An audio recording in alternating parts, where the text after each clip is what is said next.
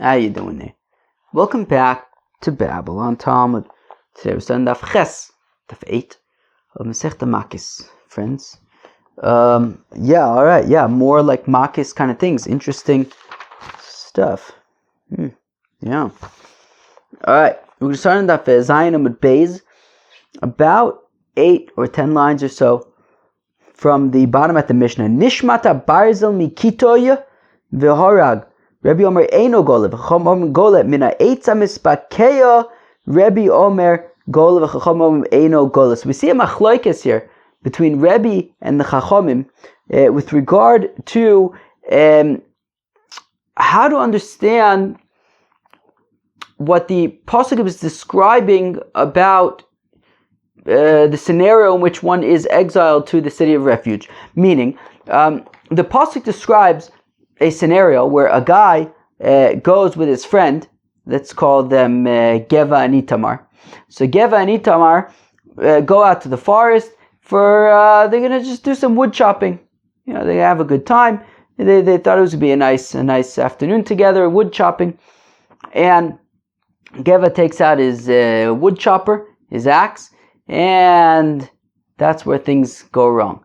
So there's machlekes between Rebbe and the Chachamim about what exactly transpires. According to Rebbe, for Geva to be required, so Itamar is going to be killed by Geva, and in order for Geva to have to exile, run to the, flee to the Ir Miklat, according to Rebbe, what happens is he gives a swing at the tree.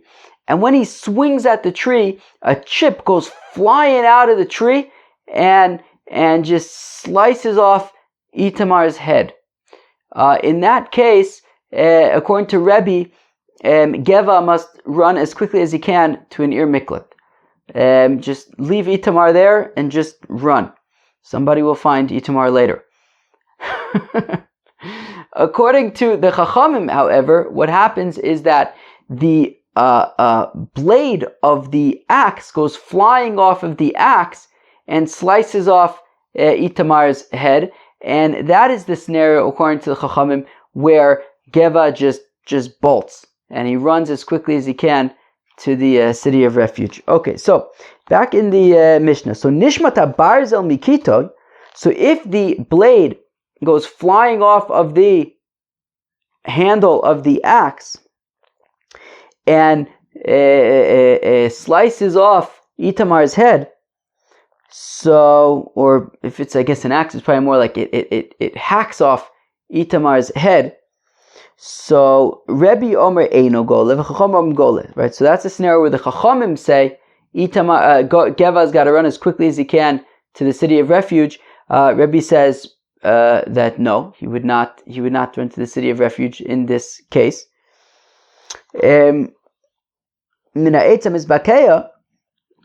However, if what happens is that a chip goes flying from the tree, the axe is just fine, but a chip flies out from the tree and slices off Itamar's head, so then Rebbe Omer Gole V'Chacham Omer Eino Gole, that's the case where Rebbe says Geva's got to run as quickly as he can to the Ir Miklat, whereas the Chachamim say no. Tanya, we learn in the Brisa, says the Gemara.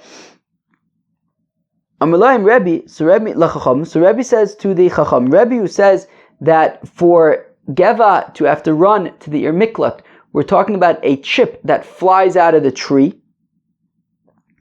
V'chinemar v'noshal habarzel me'etzo v'alolo nemar ela min ha'etz. So argument number one that Rebbe makes to the Chachamim is that the pasuk does not say that the axe flies off of its handle, of its wood. It does not say that. It says from the eitz, which Rebbe understands to mean the tree. Okay, and therefore we're talking about a chip flying out of the tree and slicing off Itamar's head. V'od, and more so, argues Rebbe, Nemar eitz limata v'nemar eitz limala. If we look at that pasuk, I'm going to read the pasuk. Vasher yova Yisraelu bayar lachtiv eitzim v'nitcha yado bagarzen lichros ha'eitz, to cut the tree. Right, so eitz there certainly means the tree. V'noshal habarzel min ha'eitz, and the axe nashals from the eitz, etc. So the question is, what does eitz mean? So Rebbe wants to argue, well, just like certainly the first time it says eitz, it's definitely talking about the tree. So also the second time when it says eitz, it's talking about the tree. That wood goes flying off of the tree, not that the axe goes flying off of its handle. Just like eitz that is earlier in the pasuk is talking about the tree. So also eitz, when it talks about v'noshal abayzel min ha'eitz mizbakeh, we're talking about from the tree, not from the handle of the axe, that a piece of wood goes flying from the tree. Amar Rav Chia bar Ashi, Amar Rab, Ushnei mikra echad darshu, and Rav Chia bar Ashi wants to argue that both Rebbe and the Chachamim, their argument is about the same pasuk, right? Rebbe had said v'noshal, right? V'noshal abayzel min ha'eitz, and v'noshal, right? So v'noshal abayzel min ha'eitz, Rebbe understood to mean that it's that wood is going flying out of the tree. And both Rebbe and the Chachamim are darshaning the same pasuk. V'noshal abayzel min ha'eitz. Rebbe savar yeshem lemasores. Rebbe argues yeshem lemasores. We've had this a few times, that what's important is not how a word is read, v'noshal, but rather how it's written, v'nishal, ksiv. And therefore, Rashi explains it well. On the bottom line, at the very bottom line of Rashi, from the beginning of the line, it's in the middle of the Rashi, but nishal shehishil barzel min ha'eitz misbakeu matzes reu. That when you gave a whack to the tree with the axe, it then v'nishal barzel min ha'eitz, that the axe nishaled from the tree. It like made go flying from the tree.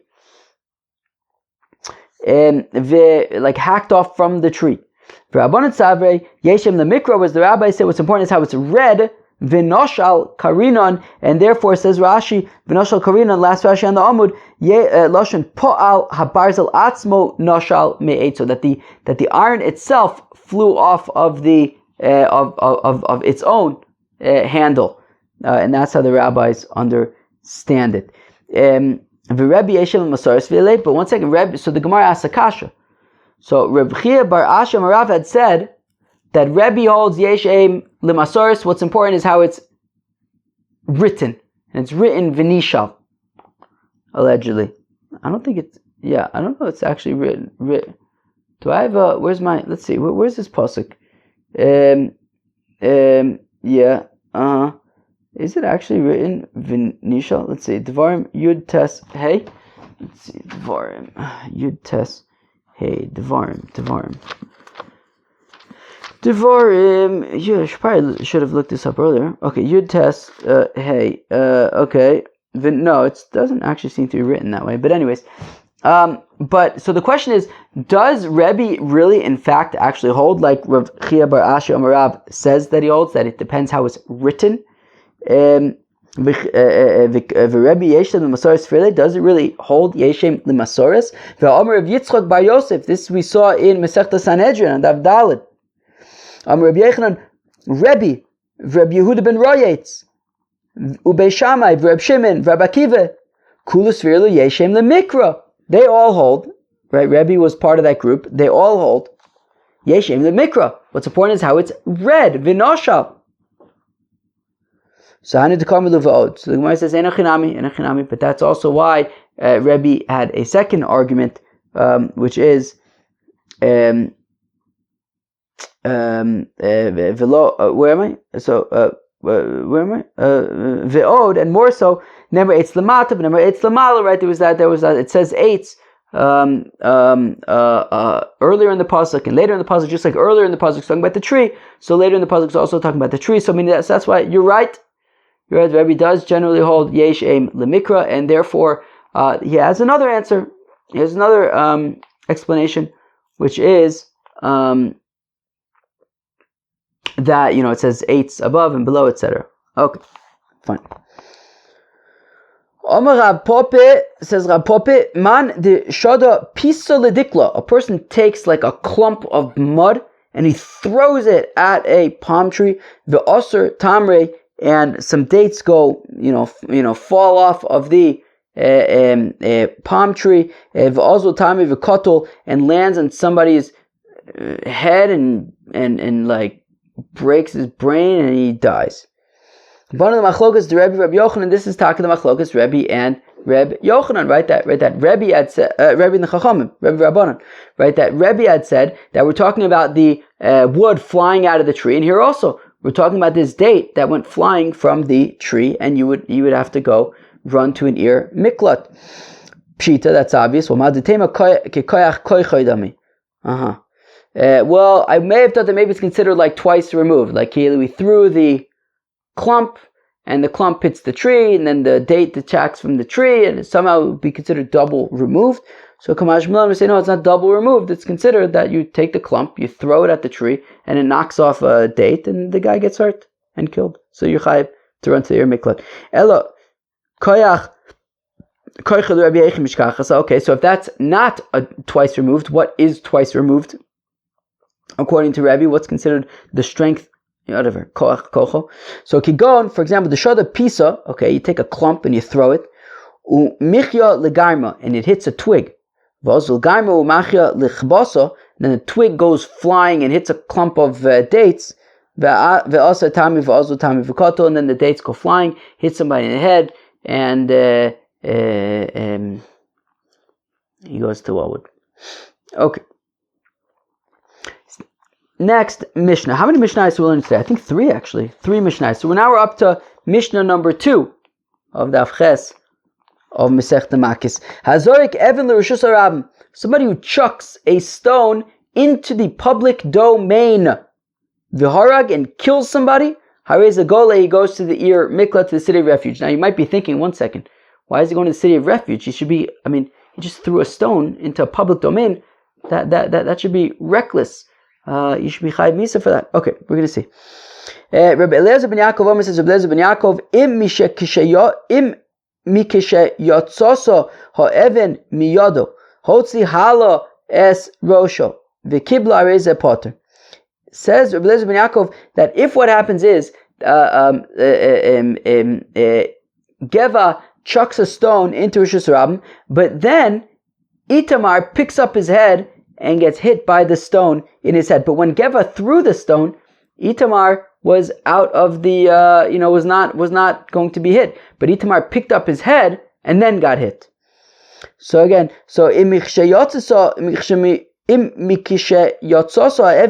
if after Geva already threw the stone and the stone was whizzing through the air, Hotzihala es Rosho, Itamar picks up his head, Vikibla, and then the stone hits Itamar's head, Hariza Potter, Geva is Potter. Zorik Evan Lechatzeru, if somebody chucks a stone into his own Chatzer, Viharag, right, Geva throws a stone into his own Chatzer, and happens to be Itamar is in his Chatzer and he's lying down, taking a schnatz, taking a nap, and Geva's stone lands on Itamar's head, and Itamar, unfortunately, is no longer with us.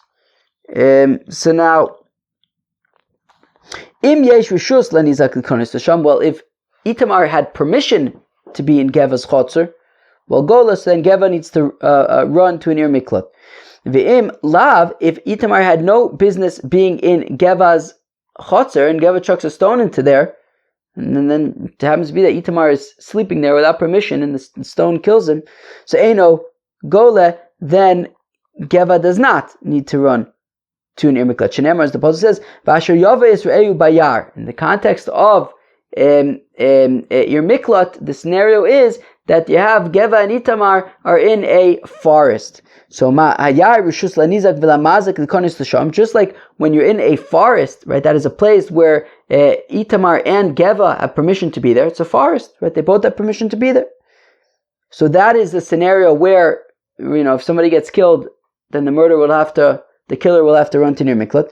So av kol rishus lanizak v'lamazik likonis lisham. So just like a forest, in general, therefore, when it comes to Ir Miklat and the requirement to be exiled to an Ir Miklat, it's if the murder happens in a place where both the killer and the killed, and the victim, have permission to be there. Yotza chotzer balabayis she'ein v'shus lanizak likonis l'sham, to the exclusion of the chotzer, the courtyard of a balabayis, of a courtyard owner, of a homeowner. That, so for example, Gevaz chotzer, if Itamar had no permission to be there, well then Geva will be potter.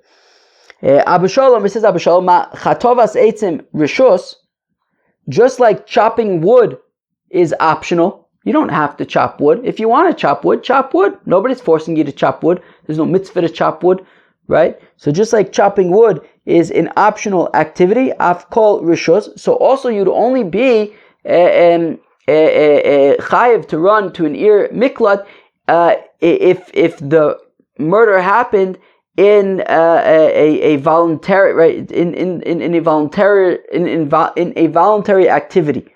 Yotza ha'ava makes benot, to the exclusion of a father who hits his child. V'rava roda es tamido, or a student who hits or a teacher who hits his student. V'shleach bezdin, or somebody who works for the bezdin, and it's his job to administer lashes. Right, in those cases, right, a father disciplining or educating his child, or a teacher educating his student, or a shleach bezdin doing his duties in the bezdin. So in these cases, it's a mitzvah. So if anybody gets killed there would be no requirement to go to an Ir Miklat, because that's in the mitzvah. That's in the context of a mitzvah. We're talking about Ir Miklat is in the context of volitional, of optional activities. Okay. Says the Gemara. The Rishus HaRab Meziru. As I had mentioned earlier, a few minutes ago when we were learning the Mishnah. So the Mishnah starts out by saying, Azorik Evan Rishus HaRab V'Har Garez Agola. Somebody chucks a stone into a public domain and somebody gets killed. So, if Geva chucks a stone into Rishus HaRabim and it kills Itamar, so we say Geva needs to run to an Ir Miklat. But, throwing a stone into Rishus HaRabim is grossly irresponsible. Right? Mezidu, he should be considered a mezid. Should be chayv misa for that. Slice off his head. Shmuel bar Yitzchak bisoser es kosla. Says Shmuel bar Yitzchak, well, it's talking about where Geva knocks down his wall into Rishus HaRabim. Yeah, but still, he should have looked at what he's doing. He should have realized that it's dangerous. Somebody can get hurt. Bisoser es kosla balayla. Well, he was knocking down his wall at night. Well, you should also look at night. He's destroying his, demolishing his wall into a garbage dump. Tell me more about this garbage dump. If it's a garbage dump where lots of people go, I guess it's a fun place to be. Well, if there's lots of people in this garbage dump, well, then he's negligent. If people don't go to the garbage dump, which I think would make sense. I don't really go to the garbage dump. You hang out in garbage dumps? But I guess I'm the wrong person to ask these things. I don't really hang out so much. Maybe if I did, maybe I would go to a garbage dump. Maybe it's like a good business. Open a garbage dump and then set up like a bar or something. It'd be the hottest place in town. That's a good idea. We'll call it the garbage dump. Yeah, let's just hang out at the garbage dump. That could be really cool. Set up like a garbage dump. There's trucks coming in just dumping trash. And you're hanging out with your friends, grabbing some beers. That could be really cool. Get some good music, some lighting.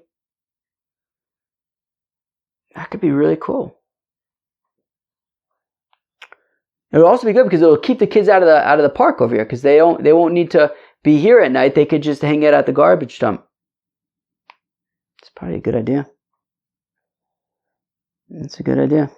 The garbage dump. So where are we? So ilo shchichei barabim, if there's not so many people hanging out in the garbage dump, so then onusu. Well, then he's ones, meaning he demolished his wall into a garbage dump where people aren't generally there. If somebody happens to have gotten killed, it should be honest. So you shouldn't have to go to the Ir Miklat. It's ones. So it says Rav, it's talking about a garbage dump where people go to use the bathroom to defecate. Balayla at night. But people don't really go there to defecate during the day, just at night. But some people, if the stomach is a little rumbly, so then they might go there during the day. So most people go at night, but some people go during the day.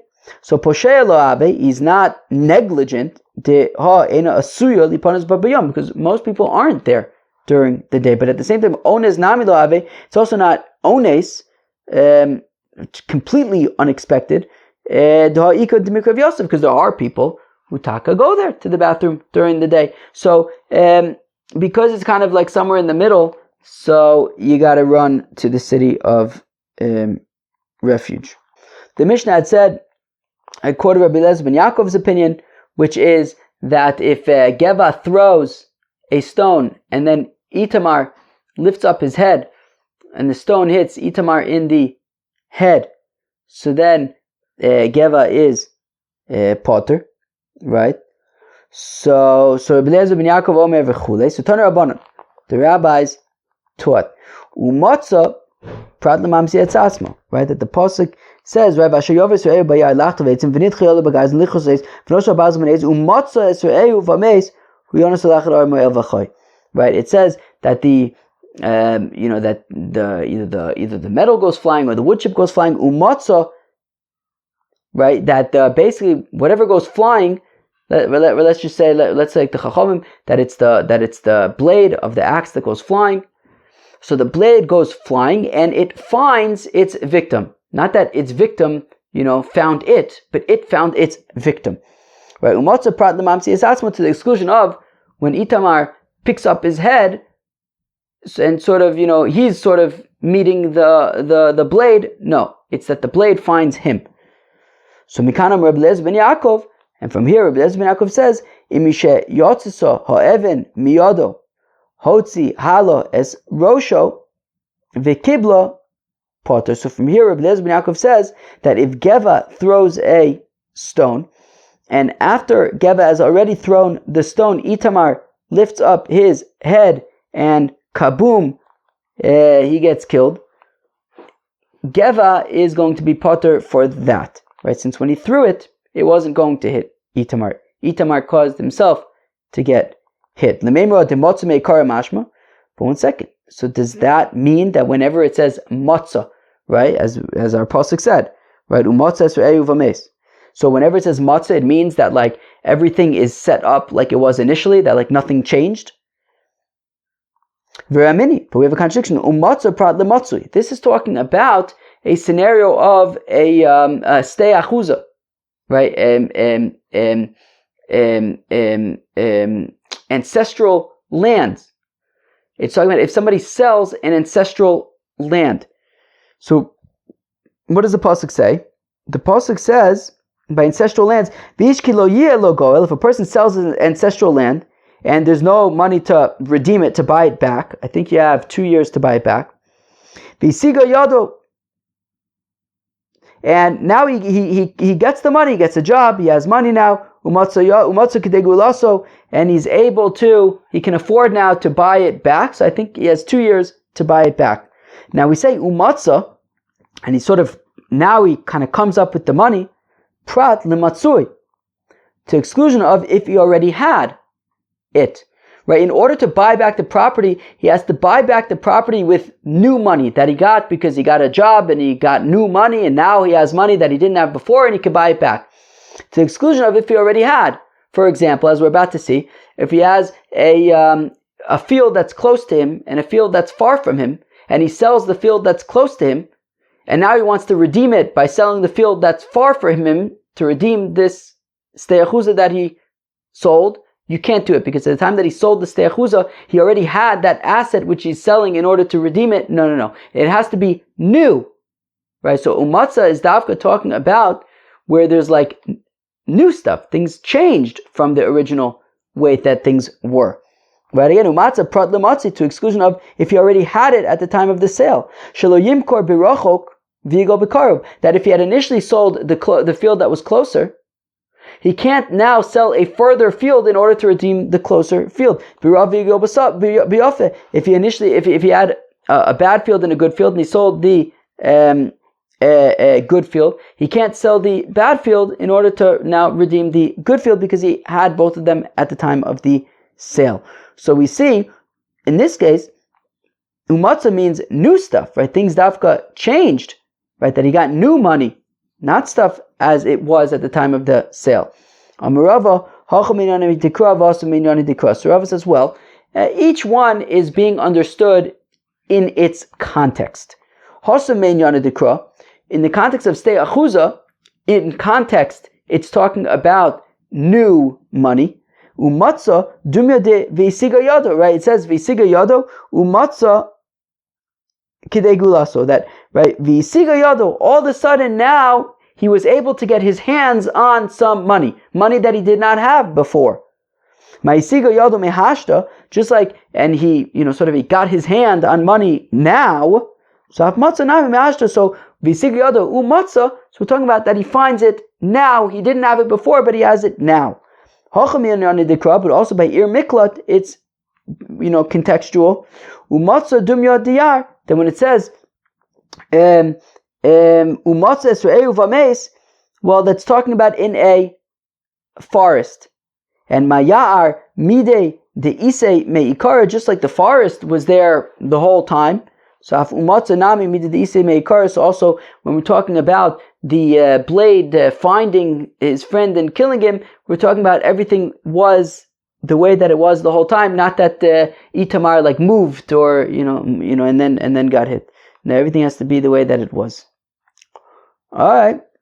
So context is important for understanding stuff. Azoy. Hazoy is Evan v'chule. Okay, so this is talking about, I believe it is referring to that Abba Shaul had said, Machatovas eitzim rishus av kol rishus. Abba Shaul had said that just like wood chopping is an optional activity, nobody's forcing you to wood chop, there's no mitzvah to wood chop, it's an optional activity. So the requirement to run to an ir miklat if there was a accident in these optional activity and somebody died, so you have to run to an ir miklat. So that's specifically in optional activities. But if it was an activity that was a mitzvah, for example, a father hitting his child, a teacher hitting his student, or a shliach bezdin, if somebody dies, you would not have to go to a city of refuge. So Amalei Omer Abanon li Rove. One of the rabbis said to Rove, Mimai demechatovas eitzim dirishus. Wait, why are we assuming that wood chopping is optional? Maybe it's talking about, maybe wood chopping, we're talking about mitzvah wood chopping. What's mitzvah wood chopping? Maybe he was chopping wood to build his sukkah, to have wood to build his sukkah. Maybe he was chopping wood so that there's wood for the mizbeach, to burn korbanos. So maybe it was a chopping of a mitzvah.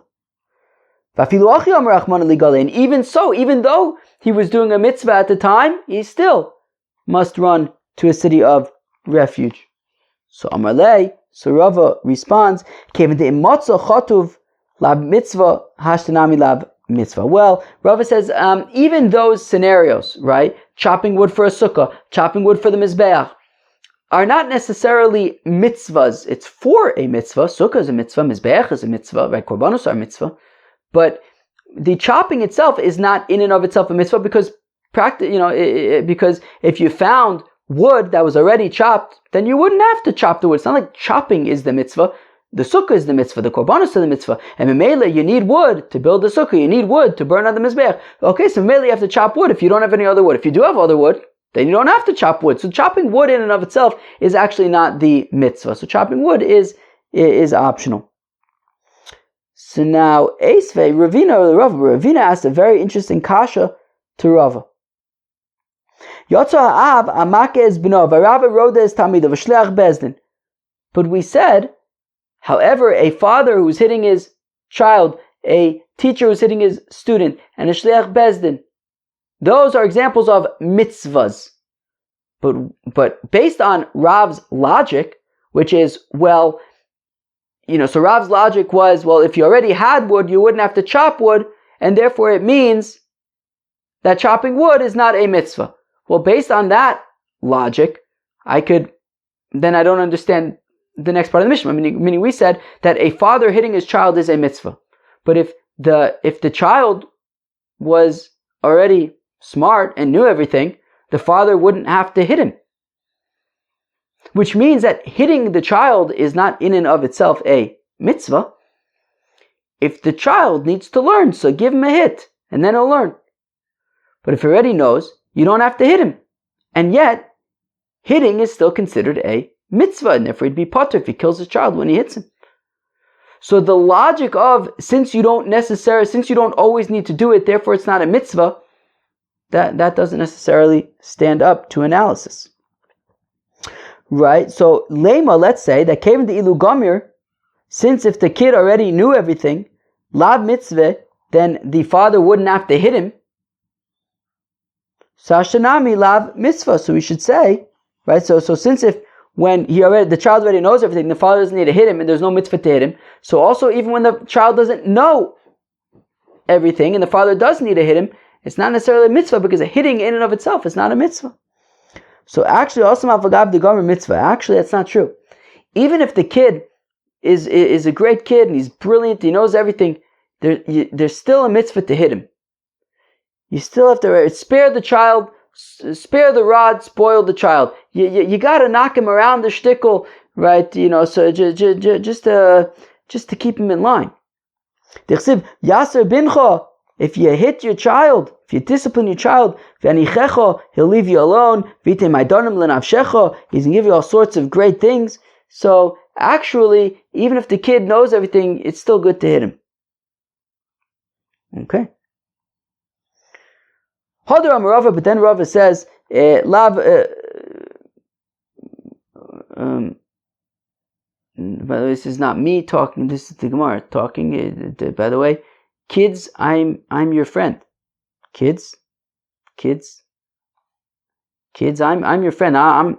Let's go weiter. And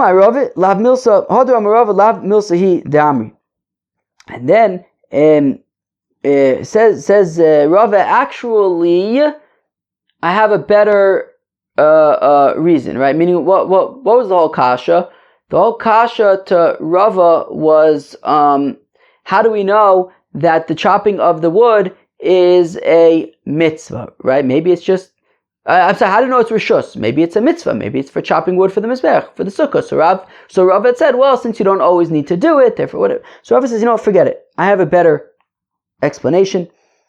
Forget what I said before. That the pasuk by Ir Miklat is talking about a forest. The ibai ayil v'ibai lo ayil. Just like a forest is a place. You want to go to the forest? Great. You don't want to go to the forest? Don't go to the forest. So v'sagadaitich mitzvah.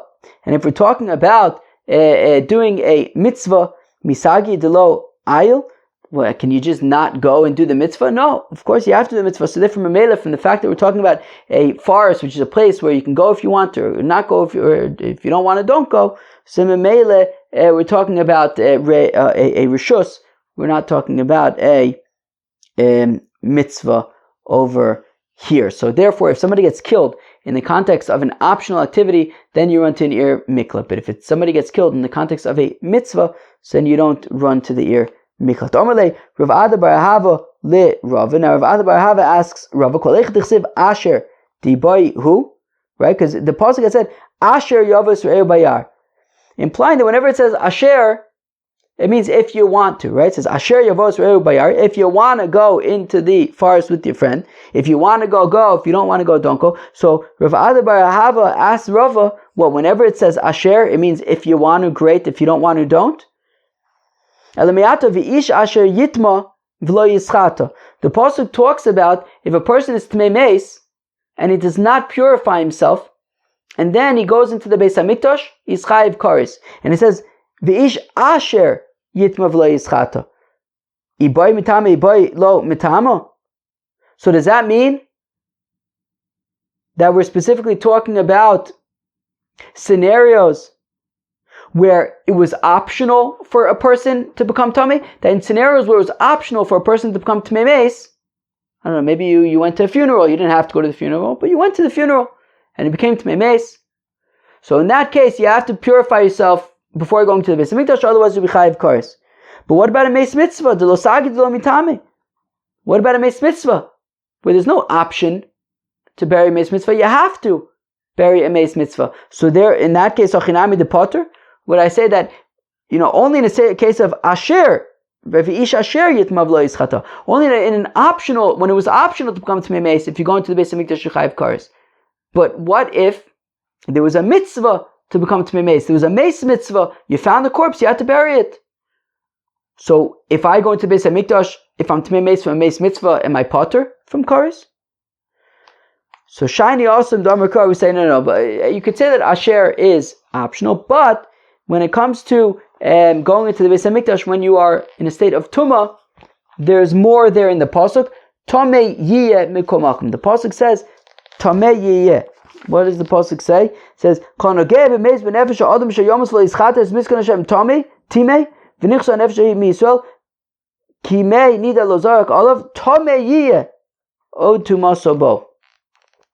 So because it says tamei yiyeh, that is mikomakum, any type of tumah, you will be chayiv kares for if you go into the Beis Hamikdash that way. Mikomakum. But one second. Tamei yiyeh doesn't mean just any type of tumah. Actually, there's a brayso that says, what did we learn out from tamei yiyeh? L'rabos tvul yom. Tamei yiyeh teaches that even a tvul yom who goes into the Beis Hamikdash is chayiv kares. What's a tvul yom? I know, for example, you have a zav, right? A zav on the last day of his, when he's had 7 clean days, so then he goes to the mikvah, and for the rest of the day until the nighttime, he's a tvul yom. And if he's a kohen, he cannot yet eat truma. If during the duration of that day, before nightfall, he goes into Beis Hamikdash, he's going to be chayiv kares. Tumasar by the rabbis mechusar kippurim. And then there's, of course, the next stage of Mechusar Kippurim, right? Then the next day he needs to bring a korban. So long as he hasn't yet brought the korban, this is purifying zav, if he goes into the Beis Hamikdash, he's going to be chayiv kares. So we see that, what do we learn out from tamei yiyeh? That it comes to include a tvul yom. It's not talking about meis mitzvah. So Amalei, I guess Rava, probably response. Ana mi od kamina. I'm learning out from Ode, right? It says ode to it says tamei yiyeh ode to maso bo. From ode, I'm learning. That's where I'm learning out that meis mitzvah as well. That if somebody's tamei from a meis mitzvah and goes into the Beis Hamikdash, they will be chayiv kares. Ika demasni lo aho. There are those who teach us dialogue, right? There's the Ahu Merabanu who says to Rava, and then was a Ravina asked the Kasha. This whole sort of template, it's the Ika. Where am I? Ika demasni lo aho. To those who kind of apply this like template that we just saw on the following scenario: B'char shavakotzir tishbos. Right? What does the pasuk say?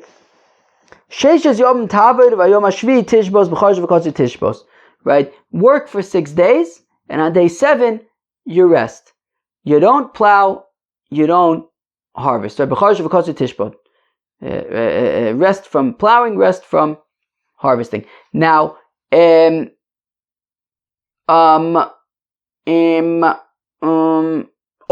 the shaila is, what's the dilio with Bechar Shuvah Tishbos? So it already says, right? Sheishes Yomim Tavod v'Yom HaShvi Tishbos.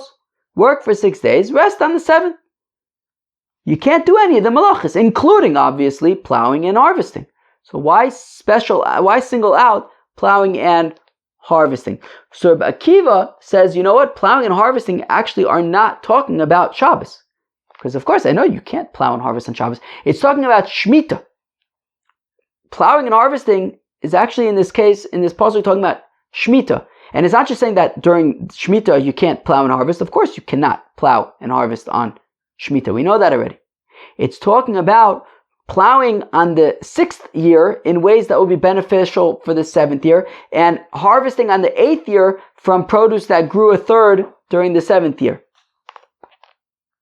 Right? So, rest from plowing and harvesting. Rabbi Akiva says, Rabbi Akiva,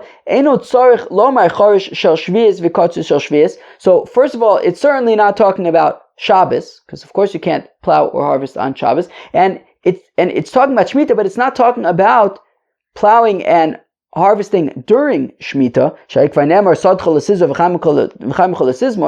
Pasuk already says, don't seed and prune, right? Don't seed your field or prune your vineyard.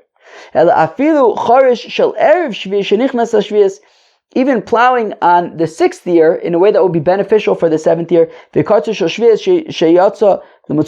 or harvesting on the 8th year from produce from the previous year, from the 7th year. Rabbi Shmuel says, Rabbi Shmuel, no, actually, Tishbos is talking about Shabbos. Okay, so, but we already know B'char Shabbat Katsu Tishbos. What's the Chiddush here? The Chiddush is Macharish Rishus, just like every single time, but there's nowhere in the Torah is there a mitzvah to plow. There's never a mitzvah inherently to plow. Plowing is always optional in principle. Therefore, Av Katsu Rishus. Therefore, when it says B'char Shabbat Katsu Tishbos, just like plowing is always optional, also the harvesting that we're talking about is optional harvesting. Optional plowing and optional harvesting you cannot do on Shabbos.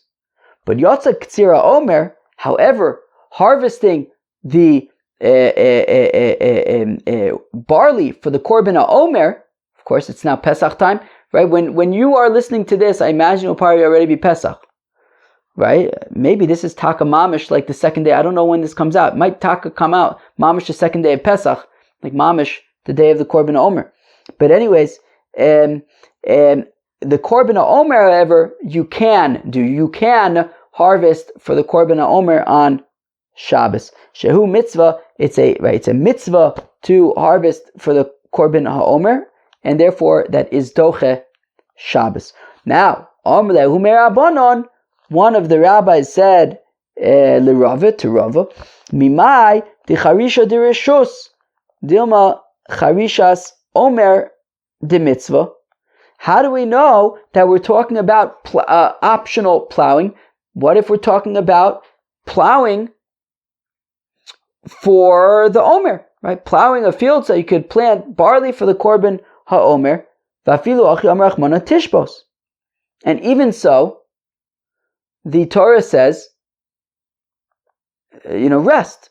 Do not plow even for the Korban Omer. Do not plow even for mitzvahs. So Omar Le, so Rava says, Kevan de imotza charush eno choresh. Well, since if he found that the field was already plowed, he wouldn't have to plow it.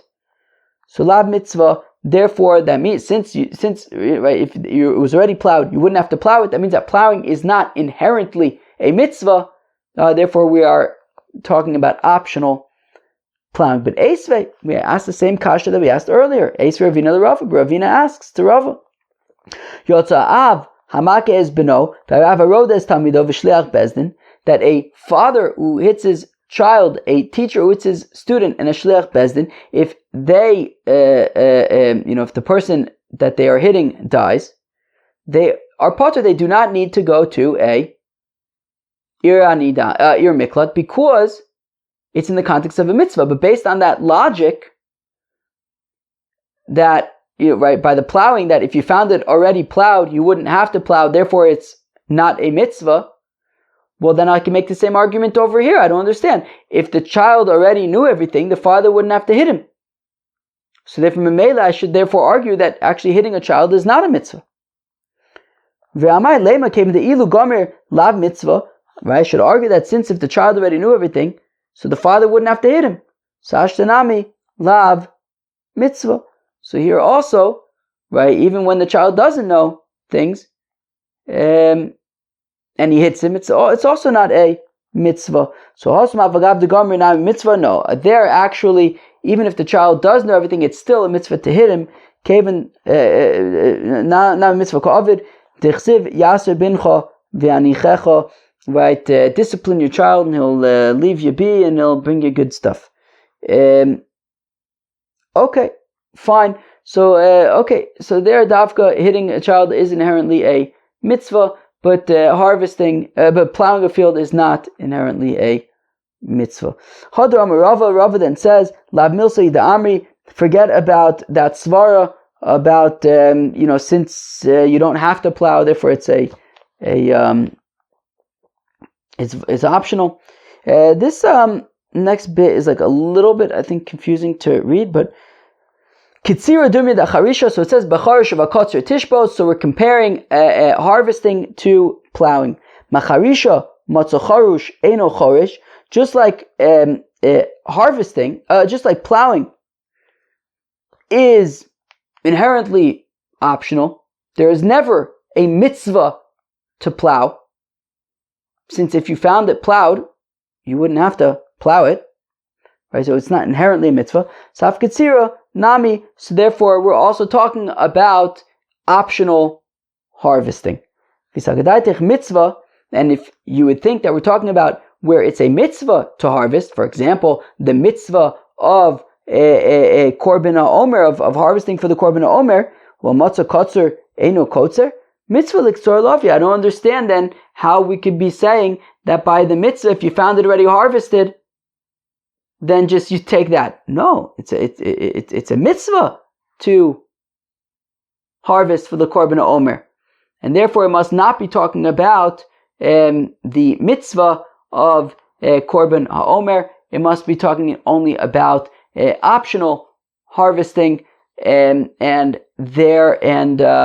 so optional plowing and optional harvesting are not doche Shabbos, but harvesting for the korban ha'omer, which is a mitzvah, is doche Shabbos. The Mishnah, the third Mishnah of Daf Ches of Masechta Makos, Av gole al yedei ben v'ben gole al yedei av, that a father can flee, right? Must flee to an ir miklat if he inadvertently kills his child. We're going to ask about, didn't we just say that he's pater? Okay, we'll get there.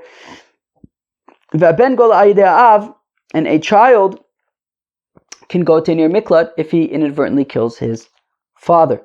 Hakogolin al yedei Yisrael, v'Yisrael golin al yedeihen. We're going to have to explain in the Gemara what this means, but everybody goes to an ir miklat if they kill a yid, and a yid goes to an ir miklat if he kills them. Chutz mi ger toshav, except for a ger toshav, v'ger toshav enogole elei de ger toshav, and a ger toshav only goes to near miklat if he kills another ger toshav. We're going to have to explain, there's a lot of stuff we're going to have to explain. Basically going to have to explain like everything in this Mishnah. Okay. Says the Gemara, Av gole al yedei aben v'amad yotza av hamake es bino. What do you mean that a father goes to near miklat if he kills his child inadvertently? I thought we had said yotza av hamake es bino, that a father who hits his child and kills him, he does not need to go to an ir miklat because he's doing a mitzvah. De gomir. Well, the child already knew everything, so the father, there was no mitzvah to hit him. But I thought we said that even though the child knows things, it's still a mitzvah to hit him. Well, this was in the context of an apprentice, a carpentry apprenticeship. He was teaching him how to carpent. So yeah, but okay, carpenting is a living, and the father has a mitzvah to teach his child a living. So again, it should be considered in the context of a mitzvah. He should be pater from going to an ir miklat. To gomer umnusa achrisa. Yeah, but the child already knew a different trade, and therefore this was just an extra trade, so it wasn't technically a mitzvah. And therefore, if the father hits him while teaching a secondary trade, which isn't technically a mitzvah because he already has a trade, well, then the father would have to go to an ir miklat. Haben gola aidei av. A child who hits his father and inadvertently kills his father, would go to an ir miklat. V'ramini make nefesh prat lemake aviv. However, we have a contradiction that when the pasuk says in the context of ir miklat make nefesh, to the exclusion of make aviv, that somebody who hits his father and kills his father, well, actually it doesn't say kills his father, but somebody who hits his father, we'll assume for now that it's talking about killing his father, does not go to an ir miklat. Okay. So Rav Kahana says, Rav Kahana lo kasher Reb Shimon v'Rabbanan. This is very interesting. Says Rav Kahana, well, it's a machlokes Reb Shimon and the Rabbanan. Our Mishnah that says that a child does go to an ir miklat for inadvertently killing his father is the Rabbanan. Reb Shimon says that he would not go. He's unable to go to an ir miklat. This, of course, brings us back to Masechta Sanhedrin, to that machlokas between Reb Shimon and the Chachamim about the severity of different capital punishments. Right? These tend to get a little bit confusing because there's like a lot to hold each position. But of course, the Chacham says skila sreifa hereg b'chenek. The Chacham, Reb Shimon says sreifa skila chenek hereg. The important thing being that according to the Chachamim, hereg sayif is more chamer than chenek. According to, right, and we know what these things are, right? Saif is slicing off the head, chenek is strangulation. According to Chachamim, Saif is more chomer, is more stringent than chenek. According to Reb Shimon, Fakir, chenek is more stringent than Saif. Now, a child who hits his father and wounds his father, makes him bleed, is chayev chenek. Now, a person who kills another person is chayev Saif. And therefore, a child who kills his father, he's chayiv chenek for making a chabura, and sayif for murder. Now, according to the Chachamim, who say that sayif is more chamer than chenek, so if for sayif, right, if somebody kills his friend, which is achiv sayif, and let me even back up for just 1 second, and we also know, to add one thing, that we also know that somebody who's chayiv 2 misas, he gets judged for the more stringent one. Okay, so if you're chayiv for saif and chenek, you'll be chayiv for whichever one is more stringent. Now, according to the Chachamim, what's more stringent? Saif. And now, in general, somebody who murders somebody else, which is a chiyuv saif, you can get kapar, you can get atonement by running to an ir miklat and waiting until the Kohen Gadol dies. So now you have this child who hits his father and kills his father inadvertently. He's chayiv chenek, meaning it was inadvertent, so he's not chayiv misa, but meaning we're talking about, an activity that has with it a chiyuv. If it was on purpose, it would be a chiyuv chenek, which according to Chacham is more lenient, and a chiyuv saif. And therefore we're going to treat the more stringent one, which is saif. Now saif is something that if you do it inadvertently, you can run to an ir miklat, and therefore the Chacham would say, like in our Mishnah, the Chachamim, who are the authors of our Mishnah, would say that this child can run to an ir miklat. However, Reb Shimon says that chenek is more chomer than saif, and therefore this child wounded and killed his father. Wounding would be chenek, killing is saif. We treat it the more chomer one, which is chenek. Now, in general, somebody kills somebody else, that's saif, which is more lenient. In that case, you can go and get atonement in an ir miklat. However, by chenek, which is more chomer, if you do it inadvertently, you don't have the option of running to an ir miklat, and therefore, for this child who is chayiv chenek and saif, we judge him for chenek, and he did it inadvertently, there's no option to run to an ir miklat, and so therefore, if we go back in the Gemara from the 2 dots, Vermini makanevish prat lemakaviv, that somebody who hits and kills his father does not go to near miklat. Rav Kahana lo kasher Reb Shimon v'Rabbanan. Says Rav Kahana that brisa, he says that he cannot go to the near miklat, is Reb Shimon. Our Mishnah says that he does go to near miklat is the Chacham. The Reb Shimon the Amar chenek chomer misaif. According to Reb Shimon, who says that chenek is more chomer than saif. Shigagas saif nitna lechapar. When somebody kills somebody else, and there's a chiyuv of saif, which is the most lenient of all the capital punishments, so there you can get atonement by running to an ir miklat. Shigagas chenek, but in this case, a child killing his father, where there's also the fact that he's chayiv for hitting his father, and shiga by inadvertently, but it's a shigaga of chenek, which is more stringent than saif. Lo nitna l'chapar. There's no option to go to an Ir Miklat for atonement. The Rabbanon, the Amrei Saif Chomer Mechenek, however, according to the Chachamim, who say that Saif is more stringent than Chenek, so Horeg Aviv B'Shogeg, somebody who kills his father by accident, and therefore there we're talking about Chenek and Saif. So Shigigas Saifu, it's inadvertent Saif, and Vishigigas Saif Nidin L'Chaparin, as we know, when somebody murders somebody else inadvertently, then you run to the Ir Miklat, and you can get atonement by going to the Ir Miklat. Rava points out that actually in this Brisa, right, we don't have to say that it's Reb Shimon, because actually if you look at the Brisa, it says Make Nefesh, Make Prad La'aviv. It doesn't say that he actually kills his father. We're just talking about if he inadvertently hits his father, he does not go to an Ir Miklat. Right? He doesn't kill his father, he just makes a chabura. So Prad Osa Chabura B'Aviv B'Shogeg, to exclusion of somebody who wounds his father by accident. I would have thought to say, Kavan to be mazid, Barktalahu, since if he would have done it on purpose, he would be chayiv misa b'shogeg nami ligle. So maybe if he does it by accident, he should go to an Ir Miklat. Kamash Milan, no, he does not.